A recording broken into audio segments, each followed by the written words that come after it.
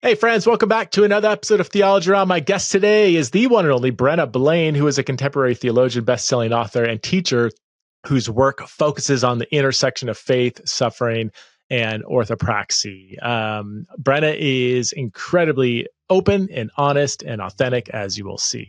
She's been a guest several times on the show. So please welcome back to Theology Raw, the one and only Brenna Blain.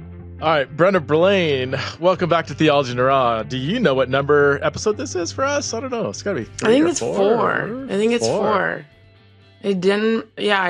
The first one, and then my second one was with Josh Butler and Dr. Sandra Richter, and then I came back again to talk about the book. So this would be number four. Yeah. You and Josh have become good friends, right? We have. Yeah. He's been a great encouragement in my life, and we're actually working on a project together right now, which is super fun. So I get to see him almost every week. And what's the project? Can you talk about it? I can't. You can't. All right. It's a surprise. All right. I'll text Josh after. Yeah. Who would have known that after that episode, which was we don't need to get into the details, but it was in the wake of his book that crushed the internet. Lots of, to say he got critiqued was an understatement. I just had him on the podcast actually, so listeners might be familiar. But anyway, you were part of some of those early conversations with him without knowing him, and it's really cool to see you guys become good friends after that. So yeah, it was. He asked if we could get coffee. He came to town, and because he's from here originally, where I'm at, and I was like, oh, and to be fair, I don't know if this was ever said when I was on the podcast with him, but I had read a pastoral paper that he wrote for the center years ago and just loved it. And so would often quote him when I was out speaking from that paper, but never knew him, didn't really know that he was from here. And then he asked to get coffee, and I was like, okay, I think that I was nervous more so to meet someone who, I don't know, has just written things that I'm like, I think are really just brilliant, honestly. His books are brilliant. They're brilliant writer. They are insane. Yeah, they are so good. And I guess I didn't really know. There wasn't really a lot of context about why he wanted to meet. And then I got there, and the thing, if you don't know Josh Butler, you get in person with him and you're like, you are like a 6'3" golden retriever. Like he's just the kindest, most encouraging person I've ever met. I'll just tell this quick story and then we can move on. But my 6-year-old is so incredibly extroverted and can be chaotic and overwhelming for a lot of people and at times for myself. And so I hadn't historically taken him with me to work when I teach or preach. But I had an event in Portland, so it was local. And I thought it was a youth event. And I thought, okay, I'll take Rudy. I'll just try it. It'll be an okay test run. And so I texted Josh because it was for one of the churches under their umbrella group. And I said, he's okay. And he said, yeah, that's awesome. And I said, would you mind hanging out with him while I teach? And he was like, yeah. And Rudy's just kind of going crazy in the green room. And I'm like trying to just focus in on what I'm about to do. And I'm like, just hearing him say things. And I'm like, why are you saying that? And there's like a break in between my speaking. I like spoke for about 15, 20 minutes, and then we took a break, and then I went back out. So I came back for the break, and Josh is sitting on the couch next to Rudy, and he has his phone out, and Josh is showing a picture that he drew of a gorilla to Rudy. And mind you, there's like the band from God Behind Bars is there. They're back in the green room. There's just a ton of people back in this green room. And I walk back, and Rudy just goes, I love the boobs that you drew on this gorilla.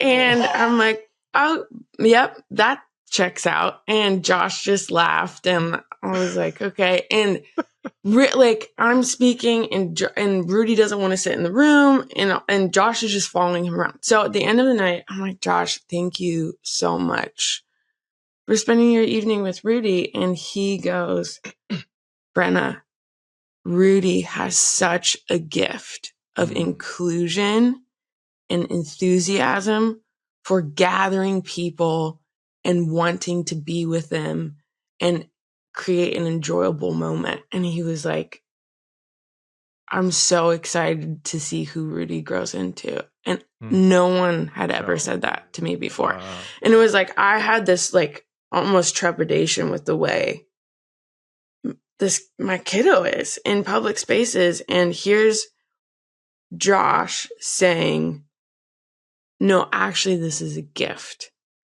And that was the first time for me that I was like, wow. Oh, I've been viewing this in a lens that is not encouraging towards him or even parenting him. And it was one, so convicting, and two, probably the most beautiful truth that anyone had ever spoken over this kiddo. So there's nothing more special or heartwarming for a parent with a kid whom others might perceive as a problem. Extroverted, maybe wild, maybe they're, bouncing off the walls, just being kids, and right? Like you're constantly like, oh my gosh, is just gonna like annoy other people? Is just gonna, and there's so much like social anxiety that comes with that. To have somebody else not just be okay with that, but to turn it around and affirm that, I can only imagine how your heart felt in that moment. And honestly, there's zero surprise that Josh would be like that. I first met Josh. I came across him on Twitter years ago when his first book came out, The Skeletons in God's Closet. Yeah. I read it and I was like, who is this guy? This is his ability to blend thorough thoughtfulness with engaging prose, academic responsibility without it feeling academic. I'm like, this is a rare gift. And I remember we corresponded a little bit on Twitter, and then I happened to be in Portland. This is years ago, and said, hey, would you want to grab lunch or whatever? He's like, yeah, I would love to. And I still remember getting out of the car and he was like walking up. And if you know Josh, he's got this big wild hair, right? And he's this, he's a big guy, tall guy. His personality is just loud, right? And he comes up, big hug. I swear within 25 seconds, it was like I was talking to a best friend, somebody I've known for years. So we went out to lunch and I'm like, this guy is like, he's so incredibly kind and sharp and other-centered, and we become really good friends over the years. This is why when the whole thing went down a few years ago with him, it absolutely wrecked me because of how good of a person he is, and to see the vitriol that he went through. And I don't want to, we don't need to spend all the whole podcast talking about Josh and the whole incident he went through, but I'm like, if this is symptomatic of the online world we're living in, where somebody that good of a person can be dragged so hard. And I don't want, and on the other side, I don't want to discount some of the legitimate, maybe, pain that some people felt by reading, not necessarily the book, but the part of the book that was published online, which was not a wise move. Not on his part, but the people who published it. And I don't want to discount that. That's why I was really wrestling. And that's what, led to our conversation with you and him and Sandy Richter. Because I was like, well, there's some legitimate critiques here that should be considered, but not in this manner. The way people were going about it was just, it was terrible. It really was. You have come a long way since we met. You were one of the most highly requested guests years ago when you had this like cultish like Instagram following. And I just got bombarded one day with like, you need to have Brenna on, you need to have Brenna on. I started watching her stuff, like, ooh, yeah, she's got some good stuff to say. And but you are doing a lot of ministry these days, right? I mean, are you traveling and speaking quite a bit? Like, what's your ministry world look like these days? Yeah, it's an absolute, it's one of those things where you're like, Lord, I never asked for this, not in like a bad way, but just, I never asked for this. I couldn't have ever imagined this. I never thought this would be part of your plan for my life, nor it's really ridiculous, I feel like, is the only word to describe it. But the amount or the intensity of it, or both? Just all of it. Just the opportunities and I'll give an example. And I think I want to be careful sharing this example because I think there could be a sense of that I could sound narcissistic maybe, but years ago, when I first got saved, it was when I was at YWAM in 2014. I was just turning 19 years old, and my work duties when I was living there was washing dishes, which I was really bad at. People would always complain the next morning that the dishes were so gross and dirty, and I would always laugh because it was me. It's great, served unto the Lord. And when we'd work in the kitchen, one of the chefs, not chef, just, another kid who was doing chef duty, would play, I think I'm going to get this wrong, but The Art of Joy, I think, was Jackie Hill Perry's first album. Oh, yeah. And I was like, who is this? Like, this is so fascinating. Because I think I had already had that very critical lens of, if you're going to believe something, you have to be able to follow the threads for it to make sense. In terms of, like people would say to me, one of the things I heard growing up was the progressive argument that God was changing, right? That, in the Old Testament and the New Testament, he didn't allow same-sex relationships, but now he does, because what's the ethic called? The moral trajectory ethic, trajectory, right? hermeneutic ethic. Yeah. And I was being told that as a 16, 17-year-old by friends who are attempting to say, like, hey, it's okay for you to be gay if you want to embrace this. And it was funny because it was like, I don't like this Christian God. I don't really want to be a Christian. But one thing that I know for certain is that this God who says he, inspired this book, that he basically wrote it himself. Throughout this book, it says that he does not change. So I don't want to claim that, but at the same time, it was a ridiculous argument to me that people would say he would change. So anyways, I had this lens. And so I was listening to, I think she was Jackie Hill at the time, rap, with this ability to communicate theological thoughts in this deeply creative manner that I was just going, who is this person?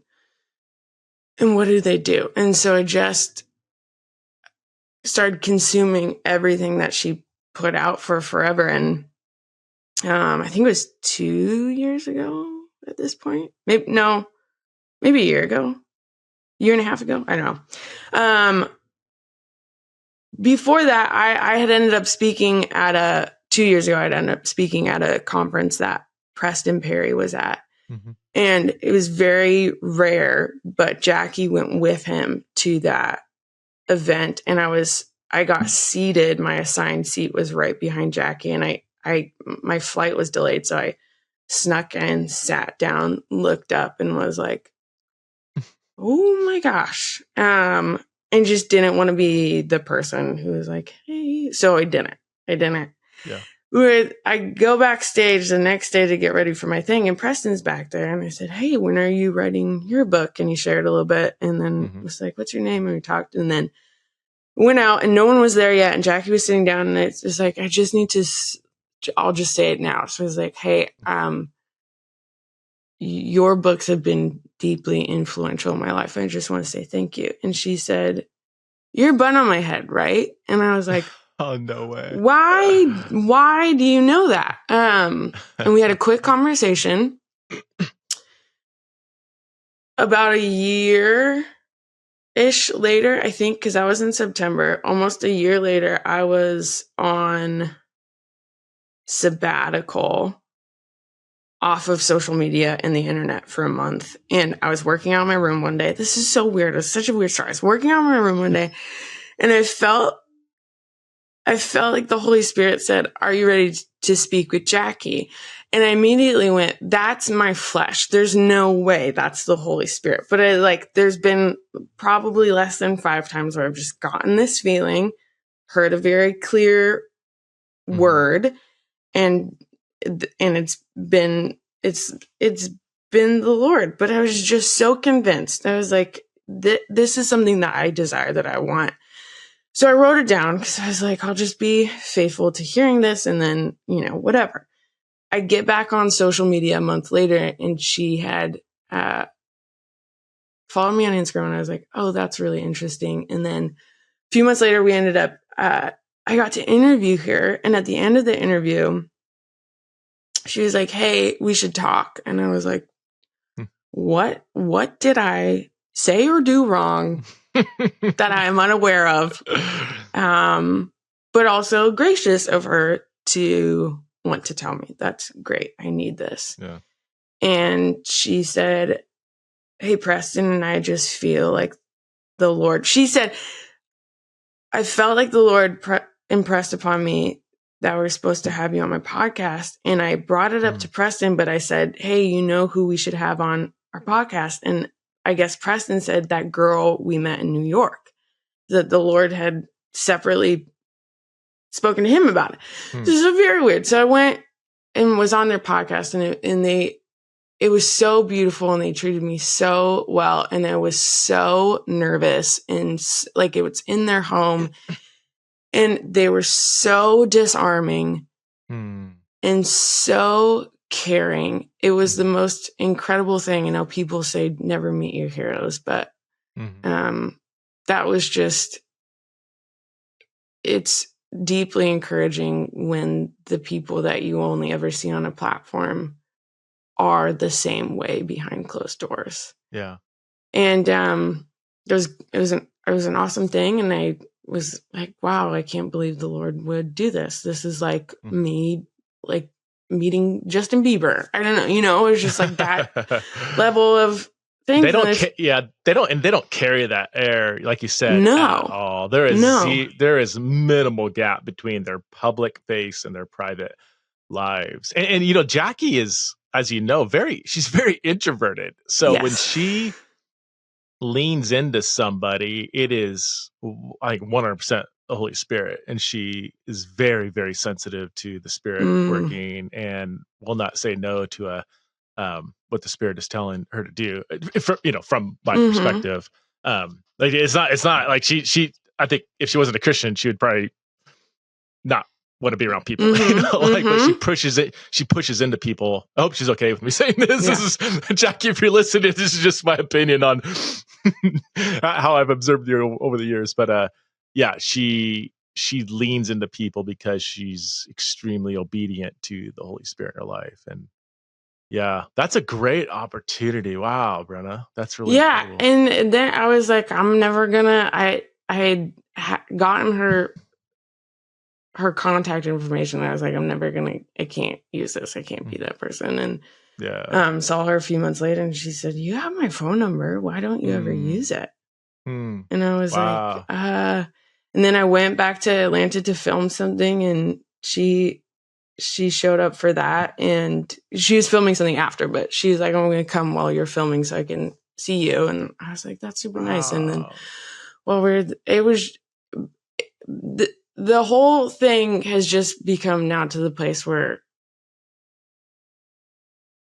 she very kindly is just like, hey, we're actually friends. Like you can, you don't, that's not a bother. And I think it's a thing to say, I just, I had so badly for so long strived and wanted to be in rooms with people that the Lord so graciously but sternly was like, I don't want you in this room. I'm not leading you to this room. Or like, you're not actually needed in this room. Someone else is needed in this room. And then for the Lord to say, but also, I know you and I know your heart and I know that this would be such a gift for you. And so here is really insane to me. And so that's one facet of just this like dumbfoundedness of like, how did I get here? Why would the Lord choose to do this? I'm speaking about and traveling about twice a month now. Okay. And that's a lot. I mean, it's a lot when you are a stay-at-home mom of a 6 and 3-year-old. How do you balance that? Being a young mom and ministry. I mean, how do you do you have like a quota on how much you'll do ministry wise? What kind of toll is that taking a toll on your family, or have you found a good balance? I think again, the Lord just continues to be incredibly kind, and from the beginning of it, saying, I know where I'm calling you to. And I say that because the year my husband and I got married, so almost 8 years ago, he got a job with this small company where both the owners are Christians and they love the Lord, and their policy is unlimited PTO. And so not only and my in-laws are here and my parents are here. Right. Yeah. And so my kids are always either with Austin when I'm traveling, or they're with one of their grandparents. And then also with that, as an aside, Austin's always been able, every time I've ended up in the psych ward twice, but both of those times they were like, go. You don't need to tell us when you think you'll be back. Just go be with your wife, go be with your kids. And so that's been incredible. I have very strict boundaries about traveling, who I travel with. I will not travel alone. I don't think there's anything worse for a person who struggles with multiple different temptations than being alone in a hotel room. I don't think there's anything worse than that. So I don't travel alone. I always travel with either Austin, my mentor. I have a short list of people that my husband and my mentor have said, okay, we're okay with these people. I will not travel more than twice a month. And that's been really helpful. Okay. I think the newest thing that I've been seeking out for a while that I'm very relieved to have implemented is I'm now overseen by a church elder board. And so not only does all of my, my sermon prep and messages and content get theological scrutiny before it goes out, I'm also not doing this alone anymore. And so I have people, if I go out into public and I'm teaching and I wrong someone, now they don't have to just come to me and hope that I'll respond in the correct manner. They can go to my elder board and present what happened, and I will be held responsible for that, which I think is really important in a world that holds up people for their platforms, for their following size, and for their, what size audience are you speaking in front of? I think to have the weight of teaching, I think I just think you have to submit yourself to that. Yeah. That's super healthy. And that's actually pretty rare these days with people that are public influencers, right? To be accountable to a local church leadership. Yeah. I think that's a good model. I don't have that yet. Well, do you have a board under any of your? I have a series of mentor figures, a board who are all pastors or pastoral. So I definitely have that around me. It's just not like the local church. Although the church I'm at now, we've only been there a few months. It very well could end up being something like that. And actually, they informally they've taken on a bit of that role already. So maybe I'm closer to it than I realized. But yeah, I try to operate in a healthy community, even like when I write books, when I go places, my external ministry. It definitely is not just me as some lone ranger, doing that. There's a good degree of independence, but I think there's also that's kind of coupled with a healthy community as well. I wish I had more. I wish I had more of that. But how I'm curious if you can say, well, you've written on this. How is your mental health these days? I mean, you mentioned in passing you've been in a psych ward twice. People that have heard you before are aware of that. I know that's always an ongoing challenge for you, right? How are you right now? Yeah, I'm in a hard season. I'm struggling with a decent amount of anxiety that it's very odd. It's very, I say it's odd. When I was growing up, it was mainly depression and suicidal ideation that I really struggled with, and anxiety wasn't really there, which I was thankful for. And then prior, there's been kind of some anxiety as like a precursor. I think I had decent anxiety before I was diagnosed with bipolar disorder, but I was also in mania. And that's it's a weird thing to experience. But now I seem to struggle with it more cyclically, if that's the right word. And it's an odd thing. It hits around 10 or 11 a.m. in the day, and I feel it very physically in my heart. Doesn't beat fast per se, but I feel it in my chest. I feel like I'm getting a stomach ulcer. It's very weird. Really? And I just, the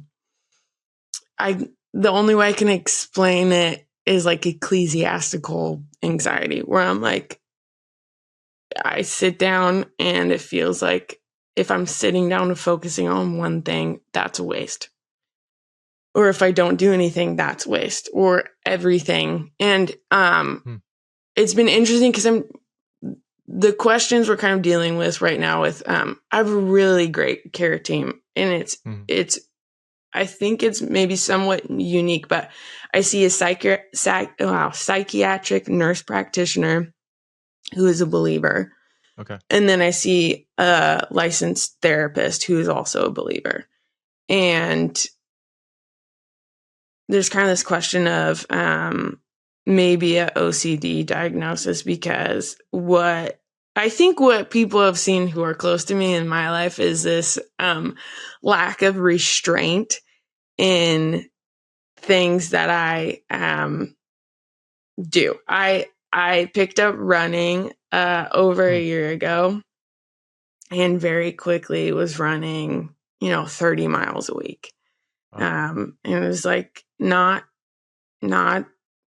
for racing or not.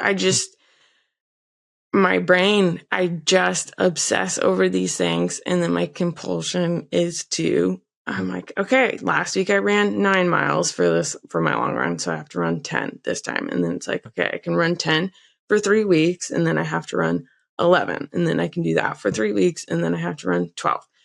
It's just like this thing that I hasn't necessarily been observed, and perceived maybe by me as an issue up until recently.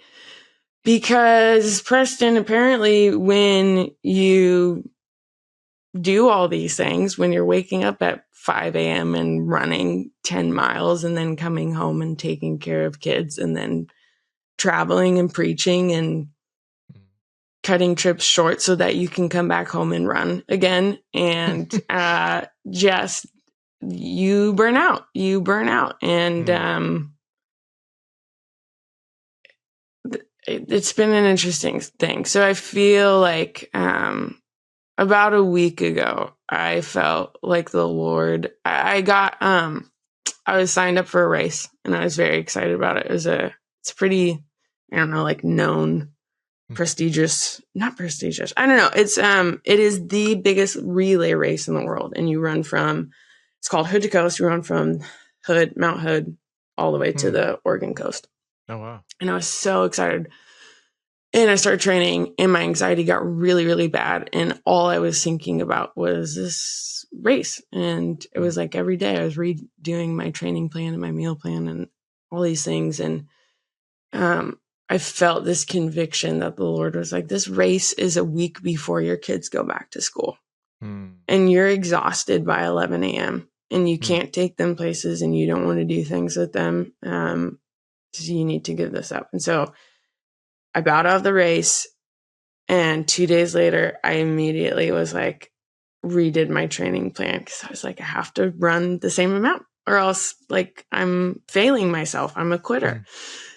And I went and spoke at an event in Denver and I either, like I said, cut my trips short so that I can come back home and work out, which is ridiculous, or I go to the gym and work out. So in the last 2 years, I've never not taken a day off from my workout routine. Wow. That's a lot. So I decided in Denver, I'm not going to run.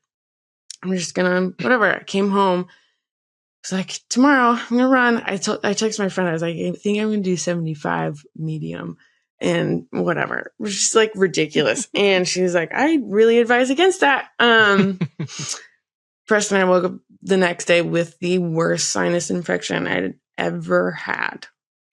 And I ended up not being able to run for 3.5 weeks. In the last week of it, I felt like the Lord said, if you pick this up again, you know now that it is an idol and it is a stronghold in your life. And if you pick this up again, you're choosing to pick up an idol and a stronghold.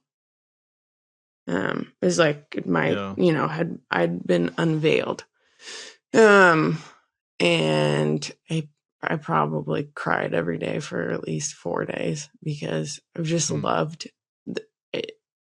It's as agonizing as it has been. There has been moments of great freedom and like self-accomplishment in running. But I'm like, there is already too much of me in me. And I just so greatly desire to just not have that anymore. So you gave up running? I did, yeah. Yeah. Okay. So, I mean, temporarily or until it doesn't become an idol kind of thing? I said to my husband, I would love if I could run again, but I don't get to say temporarily. I just have to put it down. Can I ask, do you have OCD? Because it sounds like that. So that's or is it different? Yeah. So no, it's that's the exploration of my current, mental health team right now is, what is this? what are these? Because it seems very, my obsessions are, I'm very into routine and rigidity and accomplishment in you typically in like physical aspects. And it's not a secret that I've struggled with an eating disorder on and off for so long. In the last 2 years of my life, it has reared its head in a very gnarly way. And so, I think there was a time when running in recovery was okay, and then it became not okay. And so I think this is another aspect of that. But to I don't know, it's funny. I went and had a walk with a friend every other week, who I've known for forever. She's wicked smart, and we usually end up spending 4 or 5 hours together because we just talk about theology and biblical studies. And she said the other night, like, it just feels like nothing outside of this matters. And I just want to think about it all the time. And I was like, that's how I feel. I feel the same. And so it's like, my brain never stops. And when it's theology or biblical studies or anything within that realm, or, I love orthopraxy. It's like so fascinating and beautiful how what we know and understand about God plays out in our lives. And are we allowing that to actually happen? I think that's one of my favorite subjects, but the exploration of that is in my brain soothing and purposeful and meaningful and able to be done in a non-anxious way. However, my brain does that with everything else too. And so my brain is always going, oh, you could eat this meal, but it's not going to fuel you perfectly for X, Y, and Z. There have been times when I'm like, I can't eat because there's no perfect meal for the way that I want to fuel my body. Because I just obsess over every single thing, or I obsess over, okay, if I run this way, I'm going to get this elevation and this gain, but my legs are going to be fatigued. So I'm not going to be able to do leg day the next day. So then if I switch this around, it's just like that. So there's 2 people on my care team who are very convinced that I have OCD. Here's the fun thing. There's no medication for OCD. There's one FDA approved medication that I was told is ancient. And really the cure is not really a cure. It's learning to interrupt your obsessive thoughts and to relinquish your compulsions. And so it's kind of like, it doesn't really matter if I have an OCD diagnosis or not, because I'm not going to get a special pill for that. And I think I was writing this last week and just feeling like, the gift of being leveled by something again, because it has been so excruciating and controlling and distracting for the last handful of years, to finally come to this place where, I don't know, the Lord becomes so apparent to you again, and your need becomes so apparent to you again, is such a gift. And I don't say that to make light of my or other people's suffering, but I say it in that there is no waste in the things that we experience and go through. And I just needed to be leveled again. I think was where I was headed in the heightened anxiety that was so disruptive to my everyday. I so badly needed to be knocked off my feet in order to realize, oh, I'm not actually sustaining myself. Wow. Can I ask how old you are? Yeah. I'll be turning 30 in October. Okay, that's what I thought. You've gone through so much by the time you're 30 years old. My gosh. Are you're speaking, is it mainly on sexuality or is it? No. No. It's all kinds of stuff, which I'm really thankful for. I don't mind talking about my testimony within sexuality and mental health. And I know that the Lord desires to use, I guess, that facet of my life, but my degree is in biblical studies and theology, and I just love teaching the word. That's my greatest desire. And so getting asked to be a part of teaching series or speaking at conferences outside of the realm of mental health and sexuality is kind of my, I'm getting to do that a lot more. I would say at first, I was probably like 70% of my stuff was on sexuality and mental health. And if you go look at my interviews, that's what a majority of them are on. Yeah. But now for speaking, it's probably around 40% sexuality, mental health, and the rest is getting to just all kinds of exposition. Yeah. Wow. Yeah. So, are you egalitarian? I forget.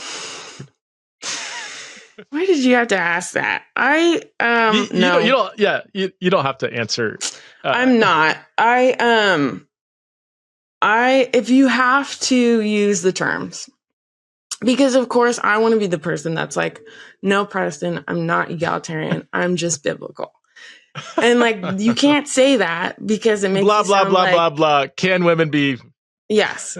It makes you sound like an ass if I'm allowed to curse on your show. You're allowed Sorry. to curse on anyways. But so I should also say a big influence in my life after I cuss, of course, this is great, is Gary Breshears. He's a mentor of mine. And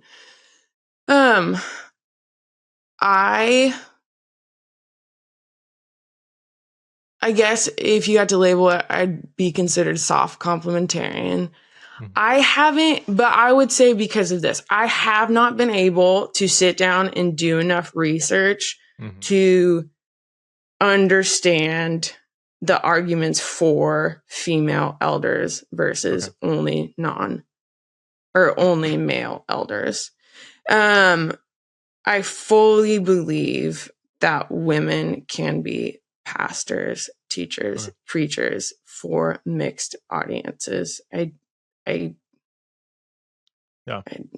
lot of, I try not to be, I don't want to, whatever.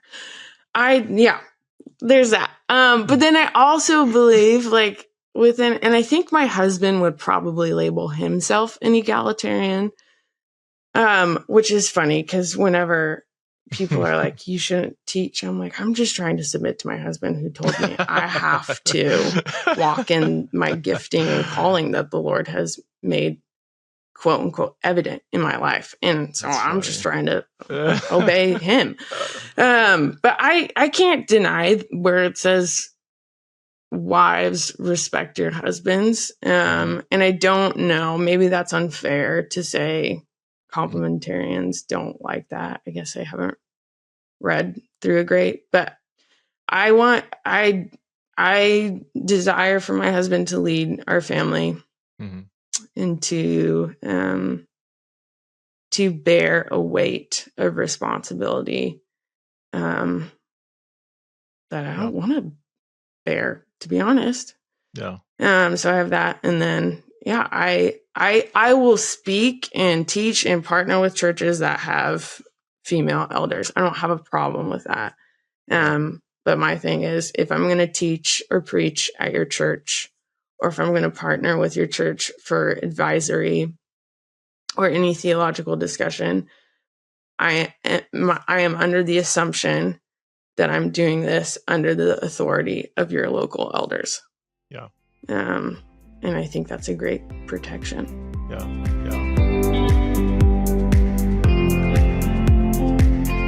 Sleep is vital for your health, which is why the quality of your mattress is so important. And yet, for me personally, I've had such a hard time finding a mattress that I like. That is, until I slept on a mattress by Brooklyn Bedding. I kid you not. I recently swapped out my other mattress, which was actually a pretty high-end, expensive mattress, and I replaced it with a Brooklyn Bedding mattress, and I feel the difference. It is so comfortable to actually wake up feeling less tight and sore like I usually do. In fact, Brooklyn Bedding has been awarded the best mattress by CNET and the best hybrid mattress by Wirecutter. Brooklyn Bedding handcrafts every mattress in their Arizona factory. There's no middleman, which is why the prices are so reasonable. Brooklyn Bedding knows sleep isn't a one-size-fits-all sport. That's why they offer mattresses for every body type and every sleep style. And if you're a hot sleeper like me, Brooklyn Bedding has a certain kind of foam they use to keep you cool and comfortable all night long, which is, again, really important for the quality of your sleep. So if you're not sure which mattress is right for you, you can take the Brooklyn Bedding sleep quiz and find your perfect match in under 2 minutes. And best of all, Brooklyn Bedding is offering TITR listeners an exclusive discount on all their products. Just go to brooklynbedding.com and use my promo code TITR at checkout to get 30% off any of their products. Okay, this offer is not available anywhere else. That's brooklynbedding.com and use the promo code TITR for 30% off site-wide purchases. Make sure you enter our show name after the checkout so that they know we sent you. brooklynbedding.com, promo code TITR. This episode is brought to you by MitoPure by Timeline. MitoPure is the only urolithium A supplement on the market clinically proven to target the effects of age-related cellular decline. And now you can take this powerful supplement in gummy form. That's right, the first ever longevity gummies powered by MitoPure makes it even easier to put energy into your day. Okay, so I'm turning 50 years old next year. I can't believe it. And I'm already feeling the effects of aging. I mean, our bodies simply make less energy as we get older. But now you can help recharge the batteries of your cells by taking MitoPure's longevity gummies, which transforms cellular damage into energy.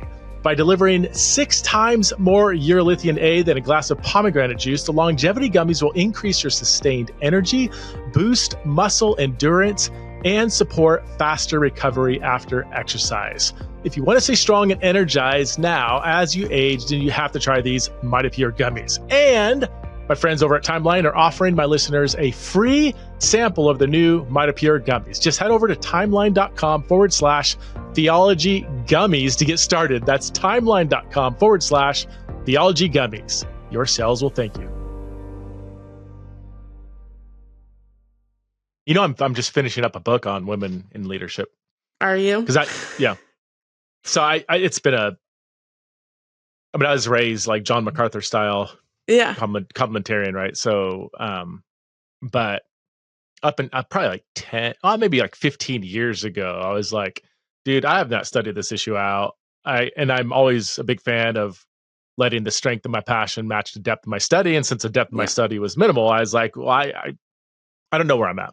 Sure. But as you know, the literature on the topic is so mountainous. Oh, yes. It's insane. And so I was like, I really, and I can be pretty obsessive. I don't have OCD, but I can get obsessed with the topic to where I'm like, until I read everything on this topic, I'm not going to make a decision of where I'm at. So that's been my last 3.5 years is trying to read everything on the topic and that's so producing fun. a book. So yeah. Can I say, I'll give you a hot take. My biggest frustration with churches when they're soft complementarian is when I'm like, okay, tell me where Paul says women can preach to boys 18-year-old or younger. I'm like, where is that? Where are you getting that arbitrary age from? It's bizarre to me when there are churches who are saying, my frustration is You would be more faithful to your theological view if you just did not let women teach it all, preach, period. Mm-hmm. Because I do not understand how churches parse out. We have women teach to our middle school students, and that's fine, but nothing older. Or we have women teach to our high school students, and that's fine, but nothing older. Or nothing on a Sunday. I'm like, or nothing on a Sunday morning, but if it's a worship night, that's fine. I'm like, I think that's more unfaithful to the belief in the theology. There's a lot of, honestly, in my research, and I just basically went through from Genesis to Revelation as much as I could. Obviously, I can't cover everything, but the most important chapter in my book, not that I need to parse out terms like that, but the most important part of my study was doing a deep dive into the first century church and realizing that so much of the discussion assumes so many contemporary church categories and structures and even leadership terms. And I'm like, I want to know, were women leaders in the first century house churches according to the categories of a first century house church? That just opens up a whole new conversation. I mean, even like, you think about how popular the term pastor is as a title. Paul uses that once. Yeah, it's not a title, or you can't find anyone who is a pastor named in the New Testament. Yeah. It's pastor teacher. Ephesians 4:11 is the only time he uses that. He only uses overseer and elder in 3 letters. He wrote 13 letters to churches. There were leaders in these churches. Even elder, I was literally just going through this chapter again. Like elder, pastor, overseer are 3 of many ways in which leaders are described in the first century. And even the social context of the first century is, I think, largely, not exclusively, but largely missing in the conversation. It exists in some, like the top tier kind of scholars diving into it stuff, but a lot of the more popular approaches to the topic, they kind of assume these contemporary church structures and read that back into the New Testament, where it's way, way more complex than that, socially complex, and even paying attention to Paul's diverse leadership terminology. So. Yeah, it's been a fun journey. So, are you going to send me that book, please? I will send you that book. Yeah. Thanks. Yeah, absolutely. That's so good. So, are you? Yeah, you're okay. Do you want to keep talking about mental health? I don't. That'd be great. Is it helpful for you to talk about it? I mean, I'm curious. I would say, I think I had mentioned this in my email to you. I think the previous times that I've done interviews, for the most part, they've been when I've been in this season of really, really of doing well. And that's great. But I think there's something different about speaking from that place, because we do so easily forget. I just think about the Israelites and in the Psalms. They just have to repeat what they're saying because their hearts are so fickle, and they forget that God led them out of captivity. And so I think speaking from a place, I mean, there's 3 things that I was like, I would love to talk about this that I don't think I've gotten to talk about in mental health on any podcast. And the first is, I don't think anyone talks about, or I don't think it's as loudly discussed, the loneliness of chronic mental health. And I say that because I think there is this, and I'm sure my mom was saying, you need to read more books by people who are chronically ill. She's like, I think you'd find a lot of comfort and encouragement there, but you get to this place where you're like, I'm struggling again, and I don't want to share that with people because I'm really tired of the response always being, I want like prayer for your healing. As if I don't think people are necessary. I don't think the heart is people rushing you out of your suffering.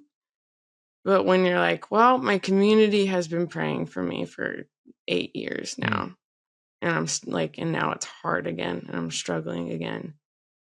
And the response is always, I'm going to pray for this future hope or whatever. It's like, I don't know. It's again, and I always talk about this, but it's just the picture of Jesus weeping with Martha and Mary. There's no real sense. And I think you'll probably know this term, sitting Shiva. No, sitting Shiva. No. What is it? Yeah, I'm probably saying it wrong. I'm not a Jewish scholar, but it's the idea of sitting Shiva was when someone was grieving or mourning, the community would go to that person's house and just sit with them, and they wouldn't speak unless spoken to. And you would just interesting, just be present, be with them while they mourned. And I think we're missing that in Christian community, maybe more specifically within the church. That the church's response is often to rush you through your grieving, pray for you to get out of it, but they don't know how to sit with you in it, and they don't know how to be.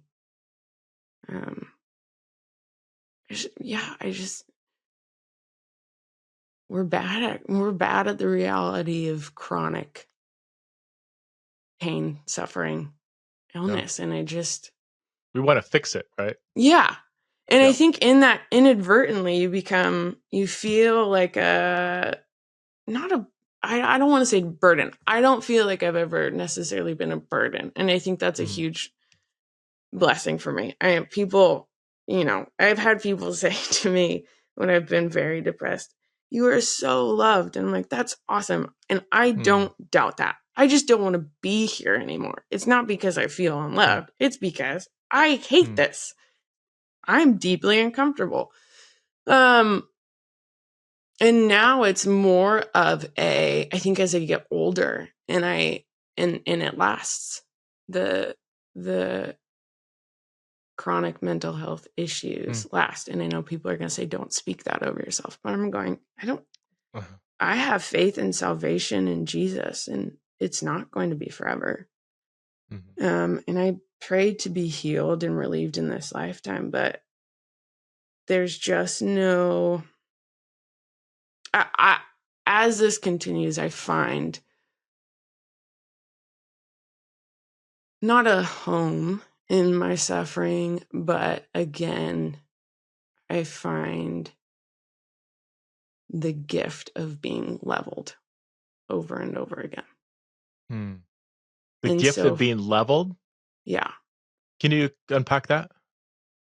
Yeah. I mean, when I say that, I mean like a building being demolished, leveled to the ground. In that, this last season, it's been, for me, my anxiety has been, how can I fix it? What can I do? This like spiraling of everything and trying to control everything and feeling like I was in control of everything. And to get to the place where the Lord is saying, I'm actually going to strip you. I'm going to make you aware of how you have idolized these things that you think have made you healthy. And then I'm going to ask you to strip yourself of that. Do you have a I don't know if this is the right question to ask, but like an identifiable source for your mental health struggles? Is it upbringing experiences? Is it largely just chemical? Like some people are just biologically predisposed to suffer from mental health challenges? Like, is that something that you can diagnose for yourself, or? Well, I've been diagnosed by several other people in my life. That's the thing, is we want to find something to point to. And I don't think that's necessarily wrong, because, sometimes you're just really depressed because you're living in sin. Right. And that is a gracious gift from the Lord to feel the weight of that. Sometimes you're deeply anxious, again, because you're trying to be in control of things that you're not in control of. For me, I've heard there are so many factors in my life that I think it would be unfair. My mentor always says to me, it's like trying to separate salt and pepper, when it's like, it's not. It's probably not going to be helpful for you. A lot of people notice I was sexually abused right before I turned 10. But before that, I remember, I think the first time remembering feeling deep anguish, like I wanted to die, I was about 4 years old. Oh, wow. So I don't know where that came from. I was told once by a therapist. I had insane ear infections since I was a baby, and someone told me being on antibiotics all the time can really impact your mental health. Then there's also an aspect of the trauma that your mother has experienced, and then that, like your maternal mother. How my mom was born, her mom was 19 when she had her. When she smoked and drank when she was pregnant with my mom. There's that aspect. My dad has really struggled with mental health at different points in his life. My sister is also bipolar. So there's something clearly, there's a genetic or biological contribution to it, which may have been exacerbated by life experiences, being a victim of sexual abuse, and nature and nurture. Yeah. It's like, I live in the Pacific Northwest. Someone was like, you've never lived anywhere. Or like when I did YWAM, I was in Hawaii for 3 months, and I was like, I felt great, but really, I don't think moving someplace else is necessarily gonna change a lot now. But there are so many factors, and I don't. But I was planning on starting my next book. I was gonna write my what do we call it? What's the proposal? Yes, that thing. Oh, yeah. So I'm gonna write my book proposal, and I was gonna start writing it in May, and I was on a flight home in April, and I felt like the Lord said, you could write a book right now, and you could say things, but it wouldn't be, it would just be you putting content into something. And you need to go through some more things, and you need to figure some crap out, and you need to grow in wisdom. And I was like, oh, I just would like to have money again, but okay, Lord, like, sure, bring it on. And I didn't say bring it on. I'll be honest. And then going, oh, this is I don't think this is the thing I'm supposed to go through before I attempt to write again, but I do think it's a very helpful thing to. So wait, you are going to write another book? I mean, if I don't die.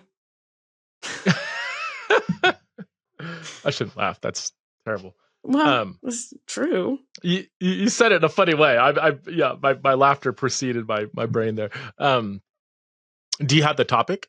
Do you know exactly? Or I do. I feel like the Lord gave me the topic, and which is funny because I'm like, I couldn't write that book right now. So, do you know? Are you allowed to say what the topic is or no? You probably don't want to say it out loud. I'm sure it's probably fine. Well, whatever. I don't. who plays by those rules? Not me. I'm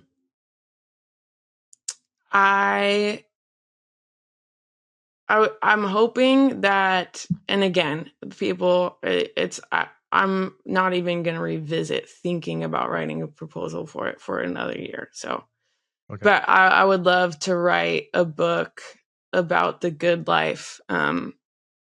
Probably the subtitle being How Christ Outfits the Life of Sufferers.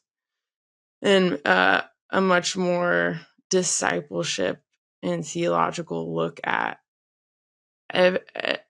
we are told that life is about achievement and being comfortable and making a way for ourselves in these things granted or called success in the carnal reality.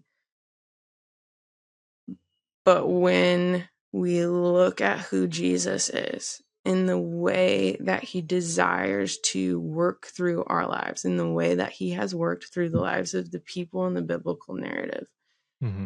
The good life is the life that you've been given in your suffering, in your poverty, in whatever anguish you carry, lived out through the fullness of the Holy Spirit becoming fully exposed in you, right? And so us shrinking in Christ becoming fully known and fully, I don't know, apparent in that place. And I say that, and I think people are like, no, duh, you can't write that right now. Like, the Christ is not, the fullness of Christ is not in me whatsoever. And maybe I need to make a theological claim that I have the Holy Spirit. There's just much of me in me. But yeah, and also looking at the fact that we are all sufferers. If you are human on earth, it's not just for certain people, but it is to say life isn't about striving to be comfortable or to succeed. There's a great gift in the anguish that you will walk through. And Christ is enough in that place. So how is he enough? Like, who are the sufferers? What does that look like? How is Christ enough? The hard thing for me with suffering is and I don't know the right terminology here, but like there's natural suffering that's not experienced at the hand of an evil person. Then there's suffering where somebody is a victim of evil and there needs to be, justice, right? And that sometimes that line can be fuzzy. But like, I think about your mental health, and especially the sources that come more from just biology, the way you're born into a fallen world, and you experience mental health challenges that somebody else with a similar life experience might not. But then I think of like you being a victim of sexual abuse, like that, in as much as that contributes to your suffering. I'm like, well, that's evil, and and I don't know. I've always been, like, obviously God can use that evil for good, as the Bible says frequently, but we don't celebrate that at all. Like, I don't know. Is it right to kind of see those as kind of two different kinds of suffering? Yeah. I don't know. Yeah. I do think that would be correct. But I think I sit here going, I'm not in control of what happens. Yeah. But I can be a good steward of the outcome. Yeah. Yeah. You can't, yeah. It's hard to parse out God's involvement in each one, right? If you're a super Calvinist, you might even say God caused all suffering. If you're not, you might say he allowed it, but he, profoundly grieves over all suffering. I'm curious because it's such a high percentage of people that have been victims of sexual abuse, especially at an early age, which is just mind blowing. Is that something you can? How have you dealt with that specifically? And is that something you can ever actually be like healed from, the trauma that results from being a victim of sexual abuse? Yeah, I would say there certainly are people that would say you can be fully healed from that, because there are people, that their doctrinal statement on their website is, we believe in the full health for every believer of Jesus Christ. And I'm like, tell me more about that. And where did you draw that from? And have you read about Paul? Anyways, there are, can you tell that's something else that's been on my mind recently? Again, I think it's like the salt and pepper analogy, where it's like, there are things, Preston, that I've done EMDR, and I'm gonna be honest, for me, I was like, I don't really feel a difference. Like, really? Maybe slightly. I can think about what happened to me now and be more articulate about the actual event without being in distress. Which is, I was going to say, which is great, but I'm also like, not really. I mean, it's whatever.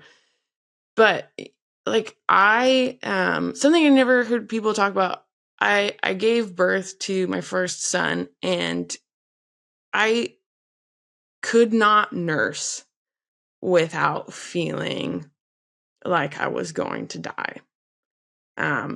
Physically or mentally? I mean, or both? Both. It was just both. Like, the distress that I felt having to nurse specifically around other people was so intense. And and no one ever said, hey, by the way, when you give birth, like, your past traumas might come back up again. I'm like, that would have been nice if someone said, warned me about that. That was so weird.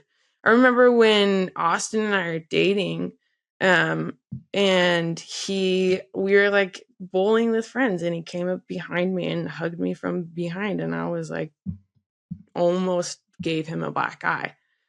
There's just like things that come up that you're like, that was weird. That was a trauma response. Like, it's just most of those things have gone away. With my second kid, it was like, I had gone through at least 2.5 years of therapy by then for my abuse specifically, and that had gotten a lot better. And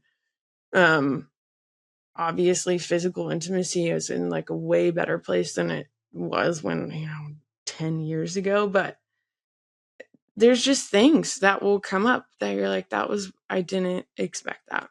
I didn't think that would trigger me. I didn't think that would impact me as greatly as it does. I think I don't know. Again, I think there will be people that will say you can be totally healed. And I don't doubt that in specific ways and instances.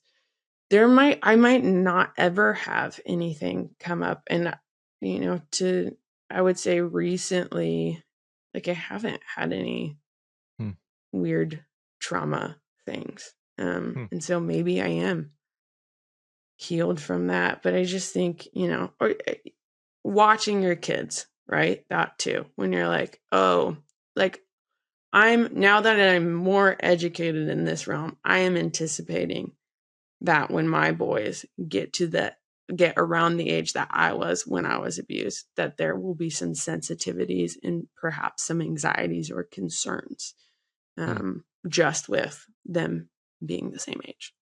I'm curious, and you're kind of an open book, obviously. Is there an interaction between your mental health and your sexuality, your same-sex attraction? Are those completely different categories, or do they play off of each other? I don't know if that's even the right way to phrase the question.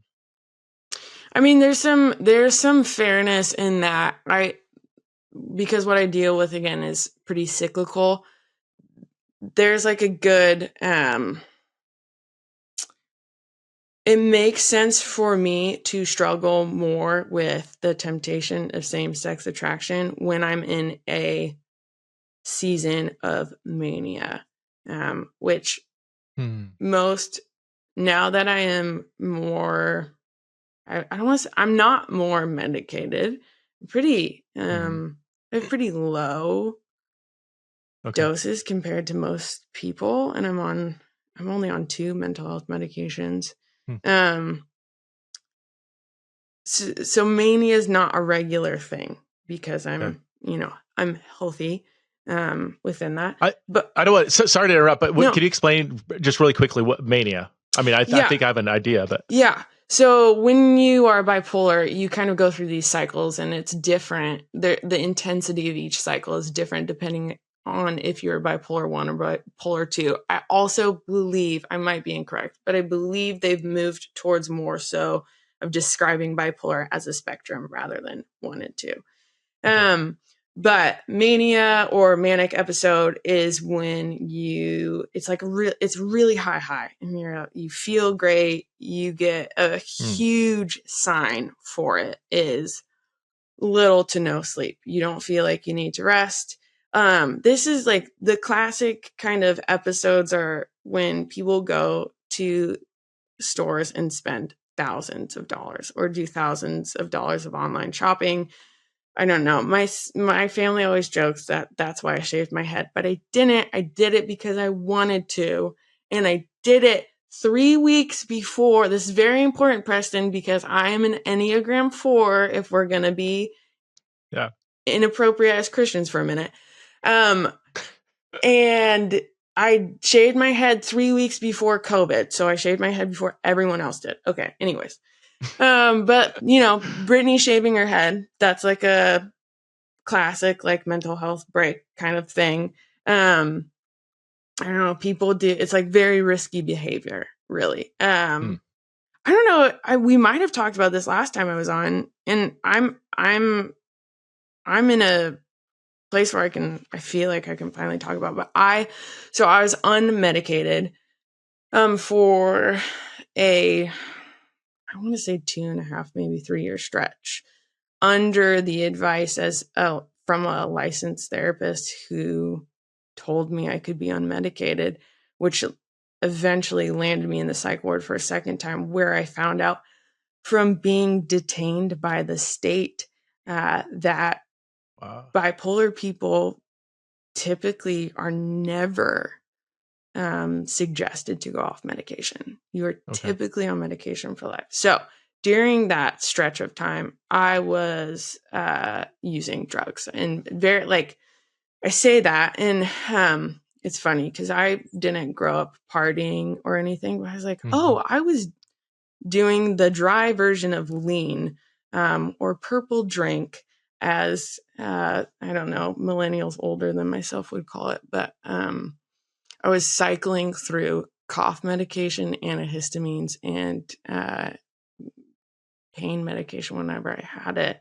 And I was just the most chill version of myself I remember I went to a conference. It was the Art of Teaching, maybe in 2022. John Tyson and John Mark Comer, and that was when I first realized I had a problem, because I was leaving for the morning session, and I had gone through an extra large bottle of NyQuil, I think within 6 days, and I wasn't sick. Oh my gosh. And I was like, that's a lot of NyQuil. That's not right. And so it's very easy to be, when you're not medicated. I think mania there's a much higher risk of being in that, and you make poor decisions. It's easy to make poor decisions when you're in that place. I know you were asking about sexuality. I'd say, the times when I'm like struggling with that temptation is typically within a manic episode. So mania can be the high or the low. I think it's much more it's the high. Yeah. So then it would be bipolar depression is the low. Oh, okay. Yeah.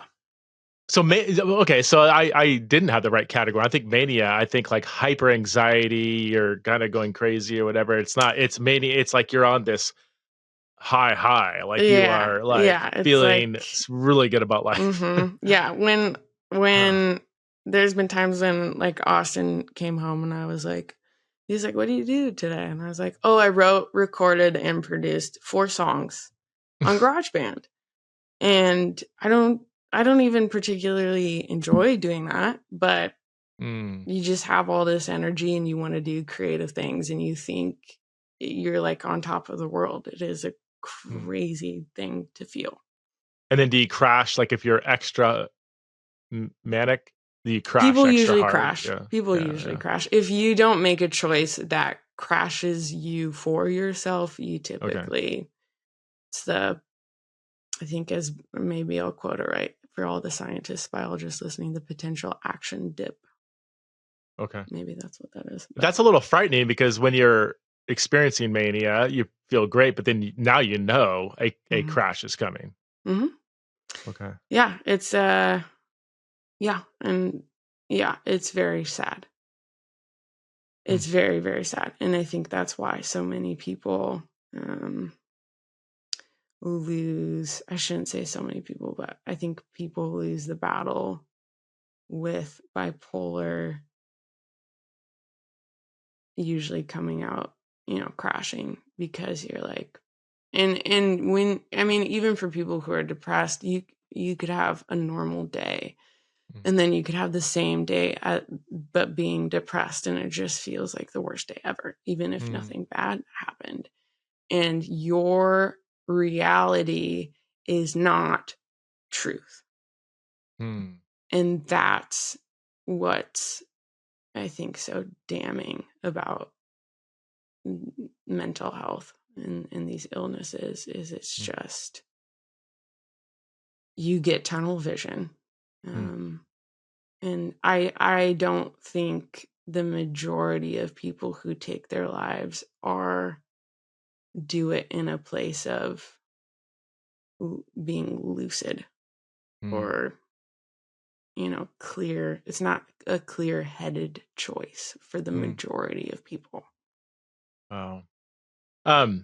Before I let you go, I would say there's probably a decent percentage of people who are resonating with, at the very least, parts of your story, if not huge chunks of your story. Or at the very least, there's parents or loved ones listening who have somebody dear to them who maybe has a similar story as yours. So I guess there's 2 responses I'd love for you to give. First of all, to somebody who is personally resonating with parts of your story. Maybe they've experienced sexual abuse. Maybe they experience bipolar or anxiety or suicidality. I mean, you've listed a slew of challenges that you faced. What do you want to say to that person first?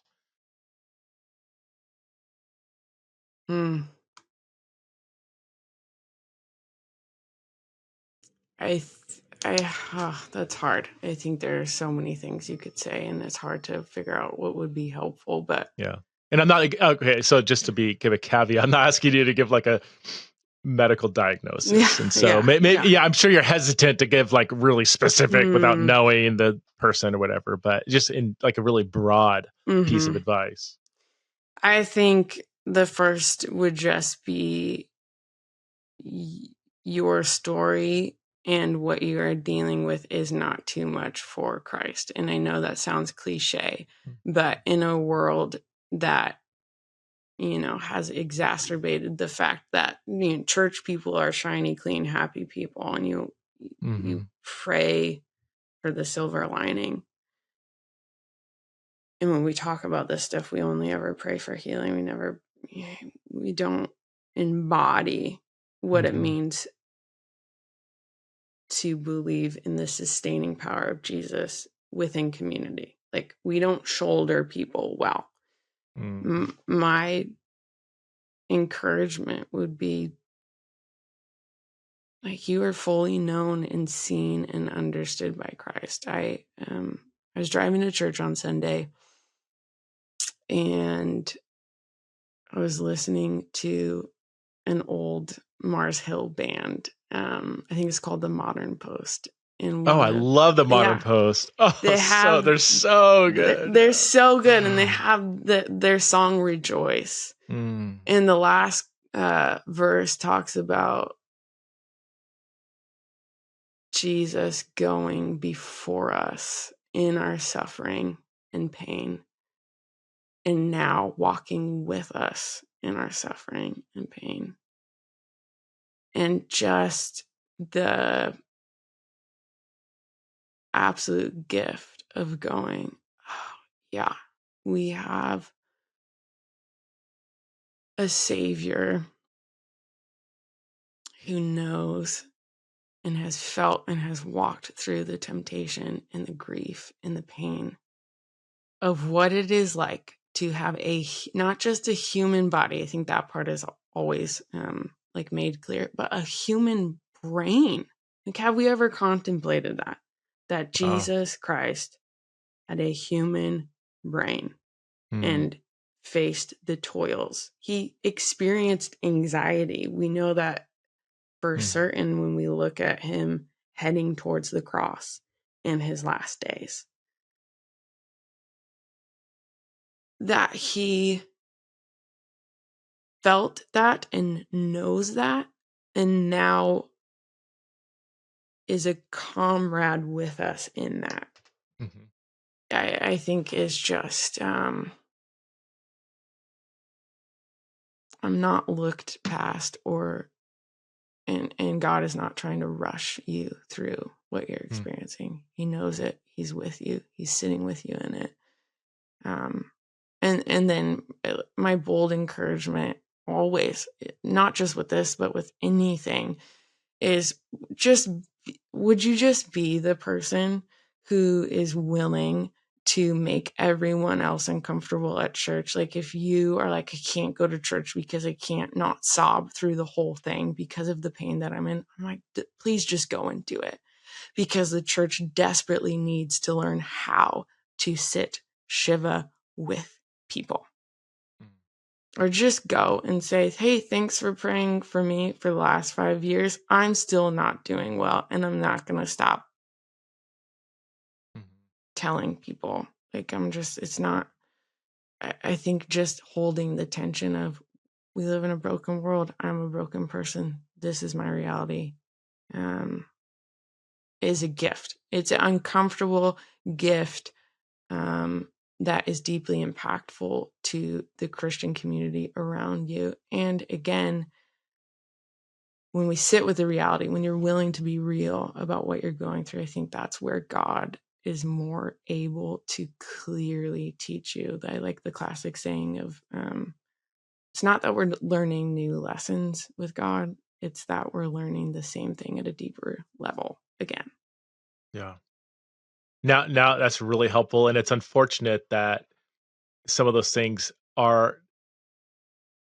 sound kind of Christian cliche, but they're so deeply, profoundly true. Christ not empathizing with our suffering from a distance, but as one who has experienced it. We know it, it's true, but goodness, that I mean, it's one of the things that makes Christianity really unique, I think. And it's it's so profound. To somebody who isn't personally suffering but has a loved one who is, how can maybe a number one do and a number one don't for that person? Yeah, number one do. I think just ask the questions. Preston, I wish we had more time to talk about this, but in my mental health currently right now, I'm like, no one has ever told me or talked about, and I haven't, you can find resources. It's harder. It's not apparent how hard it is to parent kids when you are mentally ill. The challenges of that. And I'm like, why is, like, how does the church is so great at caring for the parents or the people who are going through cancer treatment, but the people who've experienced it know how debilitating mental health can be. And there are times when you're like, I cannot get out of bed. And so I think I would encourage people to look at it in a more concrete way of saying, okay, if someone else I knew was suffering from, they just got surgery or they're going through chemotherapy, I'm more willing to be attentive to their needs, like their practical needs. Yeah. I would encourage people to try to take on that point of view, to go, oh, sometimes, I mean, the most profound, beautiful thing someone did for us the second time I got out of the psych ward without asking, really no one knew that I was in. The second time, the day I got home, our friends, they didn't ask to talk. They dropped off 3 meals from Costco. They're like, you just need to rest and be with your family. That was insane. And then I think don't. I don't know. There's not. I'm different. I know I'm different from most people. I hate when people are like, I think don't. Okay, here we go. Don't avoid the topic or direct questions. Okay. I think people feel disrespectful in it or awkward, and it's like, no. Yeah. I wish I remember there's one point when I went into the psych ward, and I'm sorry, Preston, this is going on for a little bit, but when it's a psych ward, no. I call it when I got out, I call it forced sobriety, because I came home and all the drugs were cleaned out of our house. We didn't even have kids' drugs for probably 8 months, and then we got a lockbox when drugs came back into the house. A few 2.5 almost years later, I think that's what it's about. Anyways, later got sick, was on a cold medication, and was kind of like, no one's saying anything, so I think this is okay. And one person in my life said, you should not be using that. It's been a problem for you in the past. I know you're sick, and I know it's just an over-the-counter whatever, but I think that's a problem. And to me, I felt seen when I was wondering if anyone else around me was seeing me. Not that there was responsibility on my part using that, and I wasn't attempting to use it in a wrong way. But when I was taking it, I was like, oh, I feel like everyone forgot that I struggled with this. And I think that person being so willing to be so direct about something just made me feel, oh, they care for me. They know my struggles. They see me. And so I would just encourage direct questions that are intrusive. Because if you're going to knock on the door and try to talk to someone outside of the house, they can just say they're fine when you're like, I didn't know you were in your bathtub drowning. You have to be intrusive. we need way more of that in church. Way more of the be intrusive. It's a good word. It sounds negative, but I mean, if somebody doesn't want that, they can let you know or whatever. I'm not ready to talk about that. I don't want to talk about that with you, whatever. Like, let them be the ones to say, I don't need that right now. Yeah. Deep down, they probably still need it, but don't just assume that they don't want you to be intrusive. Brenna Blain, always a pleasure to talk with you. Thank you so much for your vulnerability, your honesty. We need so much more of that in church. We'll keep praying for you. Thank you. in a maybe a more nuanced way, not just praying for healing, but praying that God would be present with you and would use you to help encourage and bless many who are on similar journeys. So thank you so much for being a guest on Theology again. Really appreciate you. Thanks for having me.